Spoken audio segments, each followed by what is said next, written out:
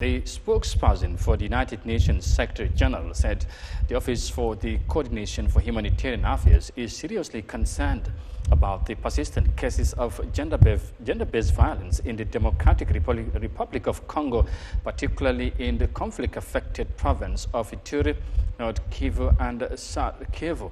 Now speaking to journalists during a press briefing at the UN headquarters in New York, Stefan Juderick said women and girls in North and South Kivu and Ituri province continue to be exposed to alarming rates of gender-based violence due to the presence of armed actors and security of basic resources.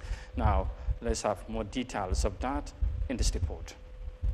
As gender-based violence continues to surge in Eastern Democratic Republic of Congo, the country has befitted by years of war, enduring more armed conflict.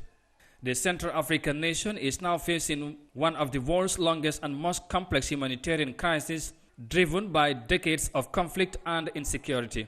There are increased horrific attacks on civilians, widespread rape, and the forced recruitment and use of child soldiers, following political agreements that were supposed to bring these abuses to a stop. During a press briefing, spokesperson Stefan Juderick said during the first half of the year, 35,000 survivors were provided with care, indicating the efforts being made to support and assist those in need. The actual number of survivors is likely to be much higher, as only a fraction of them are reporting seeking support.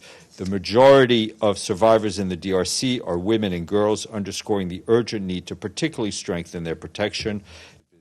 Despite the gravity of the scope of gender-based violence in the country, programs related to it are only 18% funded, which limits survivors' access to services. Reports indicate that the Democratic Republic of Congo has the largest population of gender-based violence and internally displaced people in the North Kivu region and the Southern Kivu. Statistics also indicate that in the early 2020, thousands of people were registered as homeless and fleeing their villages. The Ituri province alone has over 1 million internally displaced people.